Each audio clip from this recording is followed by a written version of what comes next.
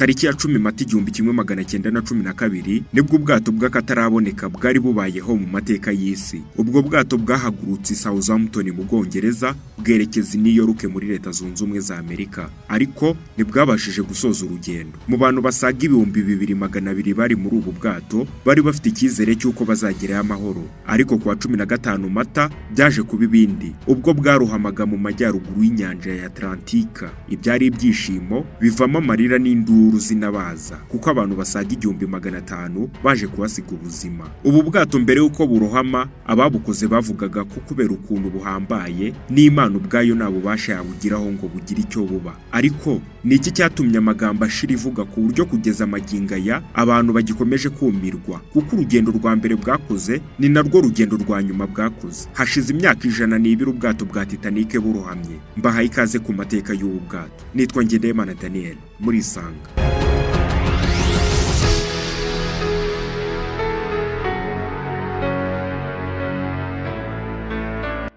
RMC Titanic bwari ubwato bw'igitangaza bwubakiwe gutwara abantu mu ngendo zo mu mazi, bukaba bwari ubw'Abongereza. Ijambo Titanic ryahawe ubu bwato nk'izina rikomoka mu rurimi rw'Ikigiriki, rikaba risobanura ikintu kinini cyane. Ubu bwato bwubakiwe mu gace ka Belfast ho muri Ireland mu Bwongereza, bukaba bwari ubwato bwa kabiri muri butatu bwa mbere bwariho ku isi bunini bukora ingendo zo mu mazi, aho ubwato bwa mbere bwari Olympique, naho bwa gatatu bukaba Titanic, bukaba bwari ubw'ikigo gikora ingendo zo mu mazi cy'Ubwongereza kizwi ku izina rya White Star Line. Icyo kigo murakizi. Iki kigo cyari gifite ihangana n'ibigo bigenzi byacyo byarimo Hamburg America ndetse n'ibindi. Rero cyashatse uburyo cyakomeza kuzamuka imbere mu bijyanye no gutwara abagenzi mu mazi, maze bashakisha uburyo bakora ubwato bwa mbere bunini ndetse bw'akataraboneka. Aha hari mu myaka y'1890, aho iki kigo cyari gifite ubwato bwitwaga Titanic na Majestic, maze bakora undi mushinga wo kubaka ubundi bwato bubiri aribwo Olympique na Titanic.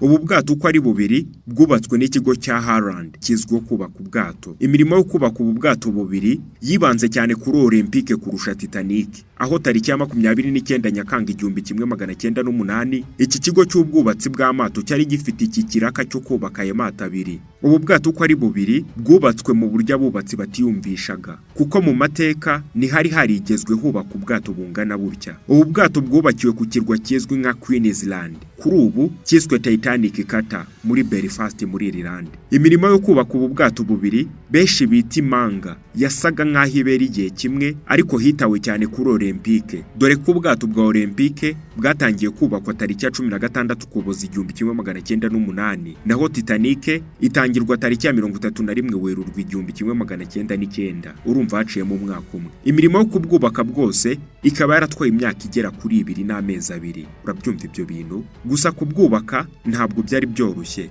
Imirimo yari ikomeye cyane, ndetse yaranzwe n'impanuka nyinshi, dore ko mu bakozi basaga 15,000 bakoraga muri iyi mirimo benshi bahuraga n'impanuka kandi nabwirinzi bukomeye bari bafite icyo gihe, aho imirimo ikomeye myinshi yakorwaga nta bikoresho by'ubwirinzi nk'ingofero zabugenewe ntabwo abakozi bari bazifite. Mu gihe cy'ubakwa rya Titanic abakozi bagera kuri 246 barakomeretse, 28 muri bo bagize imvune zikomeye ku buryo byabaviriyemo ubumuga bwa burundu, ndetse abantu 9 bahasize ubuzima. Ubwato bwa Titanic bwashyizwe ahagaragara tariki ya 31 Gicurasi 1911 ku isaha y'isa 6:15 z'amanywa. Hari abantu basaga 100,000 bari baje kureba ubwo bwato bw'igitangaza. Mwibuke ko ubu bwato bwa Titanic bwakozwe hagendewe ku gishushanyo cy'Imanga yabwo. Bwa bwato nababwiye bwitwa Olympique. Hari impinduka zagiye zibukorwaho mu rwego rwo kubugira igitangaza birushijeho, ndetse izi mpinduka zikaba zarabugize ubwato bukomeye kandi buremereye kurusha Imanga yabwo ari Olympique. Byumvikane neza, Titanic ikorwa yakorewe igihe kimwe n'ubwato bwitwa Olympique, ariko Olympique nubwo ariyo yakozwe mbere,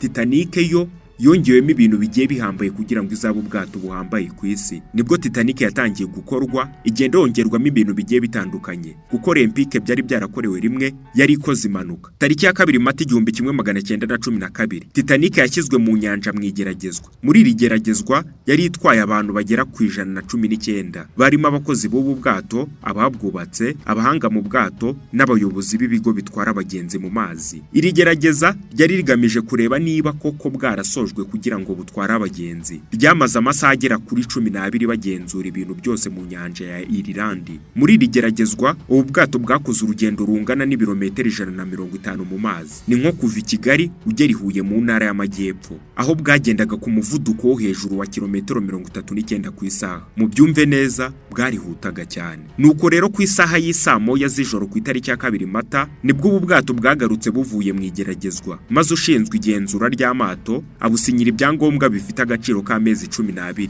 bisobanuye ko bwari bwemewe gukora ingendo zo mu mazi. Nyuma y'isaha bwongeye guhaguruka i Belfast, aho bwari bwarubakiwe bwerekeza i Southampton, aho ni mu Bwongereza, aho bwagombaga kujya guhagurukira mu ngendo zinyuranye bwagombaga gukora. Ubu bwato bwa Titanic bwari bufite uburebure bwa metero 296 n'ibice bitandatu, ubugari bwa metero 28 n'ibice 19, ubuhagarike bwabwo bwari metero 32, naho uburemere bwabwo bukaba bwaranganaga na toni 46,328.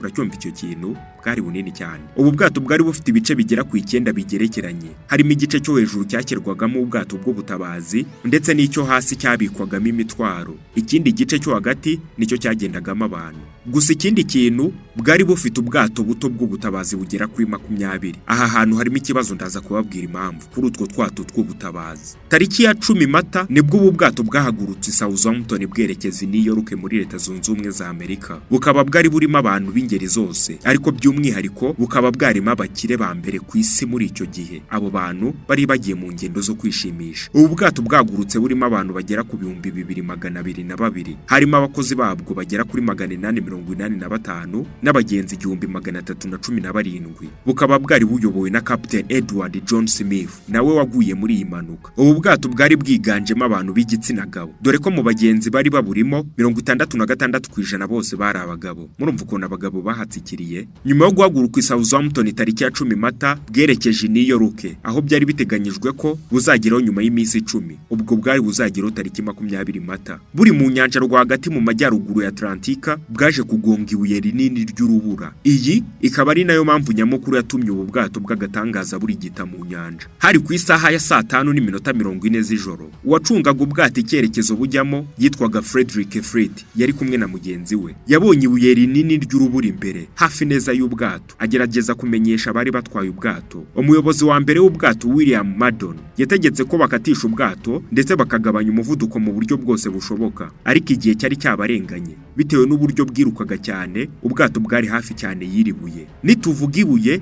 nugire ngo nakantu ko mu muhanda, ni urubura runini cyane ruba rwarabaye nk'umusozi mu nyanja. Bagerageje gukatisha ubwato, ariko uruhande rumwe rugonga iribuye rutuma bwangirika ndetse hacukuka imyobo ku bwato ku gice kiri mu mazi. Uko umunota ku wundi washiraga niko aya mazi yagendaga abona inzira acamo, maze igice cyo hasi gitangira kuzuramo amazi kugeza ubwo byaje kugaragara ko butangiye kurohama. Urumva ubu bwato ukuntu bwari bunini cyane, bwararohamye, amazi atangira kwinjiramo, ariko abari mu gice cyo hejuru nibigeze bamenya uko bimeze. Bumvisha ubwato busa nkaho bwinyeganyeje. Ubwo abari hasi nibo bahatsikiriraga birumvikana. Ku isaha 8:20 za mu gitondo, ubwo hari tariki ya 15 Mata, nyuma y'amasaha 2:40 bugonze, bwatangiye kumanuka mu buryo budasanzwe. Igice kinini cy'imbere cyari kimaze kwinjira mu mazi kugeza ubwo moteri zabwo zatangiye kugaragara hejuru, ndetse uko amazi yakomeje kujya bukurura bwaje gucikamo ibice bibiri. Abantu benshi bagerageje gushaka uburyo barokoka, ariko bakajya bagwira ibyuma by'ubu bwato ubwo bageragezaga gusota, ndetse abandi benshi bapfuye bazize ubukonje, dore ko muri ako gace hari kuri 2 munsi ya 0 ku gipimo cya Celsius, aho icyizere cyo kubaho muri ubu bukonje kiba ari nk'iminota 15 ku buzima bwa muntu. Urabyumva, umuntu wageragezaga gusota ngo agwe mu mazi iminota 15 yonyine byari bihagije ko arabashizemo umwuka kubera ubukonje bwari buhari. Ubu bwato bwari bufite ubushobozi bwo kurokora abantu bagera kuri 1/2 gusa mu bari baburimo muri icyo gihe. Mu gukiza abantu habanje abagore ndetse n'abana, ariko hirengagizwa abakene bari baburimo, kubera yuko abakene bafungiranywe munsi y'ubwato kuko bari hasi. Birumvikana benshi bagenda bapfa kubera amazi ariho yahereye nyine, abandi bicwa n'ubukonje ubwo bageragezaga gusohoka ngo bataruke bagwe mu nyanja. Kuba iyi mpanuka yarabaye mu buryo butunguranye ndetse bikaba mu buryo abantu batari biteze, hari impamvu ngiye kubabwira yayiteye, nk'uko ibinyamakuru ndetse n'abasesenguzi bagiye babigarukaho. Impanuka y'ubwato bwa RMC Titanic yabaye mu buryo butunguranye cyane, ariko yatewe n'impamvu zigiye zitandukanye, gusa zikagira aho zihurira. urugero Captain Edward John Smith umwe wari uyoboye ubu bwato ashinjwa kuba yarakomeje kugenda ku muvuduko mwinshi nubwo yari afite amakuru ko mu nyanja harimo iceberg rwa rubura ubwato rwagonze. Ubu bwato mbibasobanuye neza, Captain yategetse yuko bwihuta ku muvuduko uhambaye kugira ngo ubu bwato buzagere muri Leta Zunze Ubumwe za Amerika nko ku munsi wa 19 cyangwa 18, kandi byari biteganyijwe yuko buzagera ku itariki ya 20. Ariko kwa gushaka kwihutisha ibintu yihuse yabyaye ikiboze. Ku rundi ruhande icyateye iyi mpanuka abarinzi barebaga imbere nabo barashinjwa, barimo Frederick Fleet na mugenzi we Reginald Lee. Bo bashinjwa kuba batarabonye iceberg hakiri kare, bikaba bivugwa ko barangariye umusore n'umukobwa bari mu munyenga w'urukundo. Ariko uretse n'ibyo nabo bari bafite ibikoresho byo kureba kure ari byo dukunze kwita binoculars, bityo kubifatanya no kurangarira bari mu rukundo batinze kubona ibuye Titanic yari igiye kugonga, birangira amazi yarenze inkombe. William M. Master Murdoch yahise agerageza guhindura icyerekezo cy'ubwato no guhagarika moteri, ariko bari bisamye basandaye. Ubwato bwari ku muvuduko mwinshi cyane, abantu bagerageje kubuhagarika, abakozi imitwe irashyuha koko, ariko n'ubundi byakoze ubusa, byarangiye Titanic igonze urwo rutare. Ikindi cyagize uruhare rw'iyi mpanuka ya Titanic ni ukwiyizera gukabije kwa sosiyete White Star Line. N'abandi bantu benshi bavugaga ko Titanic itashoboraga kurohama, bituma batita cyane ku bijyanye n'ubwirinzi. Nyuma yo kugonga, Captain Smith n'abasirikare be, ubwo nimvuga abasirikare wumva batwara ubwato, bategetse ko abantu binjira mu mato yo gutabara, ariko ntabwo hari harateguwe amato menshi yo gutabara kuko ayo mato ntabwo yari ahagije. Muribuka ko nari nababwiye ko ndi bubabwire ku kibazo cy'amato. Nicyo kibazo rero, ni gute ubwato bwari butwaye ibihumbi by'abantu bwari bufite ubwato bucye cyane bwo gutabara mu gihe habaye ikibazo? Icyo ni ikibazo cyo kwibaza nyine. Ibi bijyana n'uburyo bari bazi ko Titanic ari agatangaza n'Imana ubwayo ntacyo yayikoraho, ariko uko byarangiye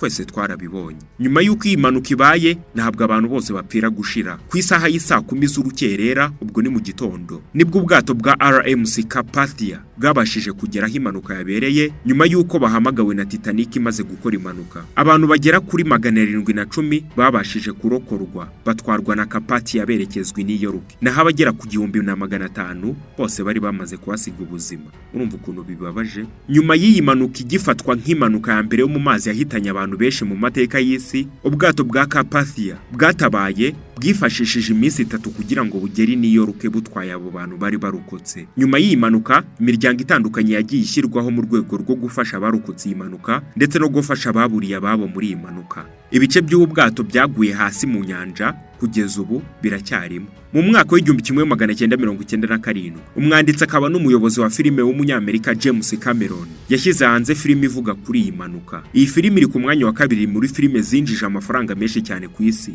aho kugeza ubu imaze kwinjiza miliyari zirenga 2 na miliyoni 1 z'amadolari ya Amerika. Iyi filime n'ubwo ivuga kuri iyi mpanuka yongerewemo indi nkuru y'urukundo rwa Jacques na Rosa, nk'aho ari bo bateye impanuka. Ubwo wacungaga icyerekezo ubu bwato bwerekezagamo yabarangariraga ari kumwe na mugenzi we basomana, akibagirwa gucunga imbere agashiduka ubwato bwegereye iki kibuye bwagonze. Iyo nkuru nayibabwiyeho. Ngayo nguko ibya Titanic, ubwato bw'agatangaza bwatangaje benshi ariko bikarangirira mu marira. Nitwa Ngendahimana Daniel, mugira amahoro.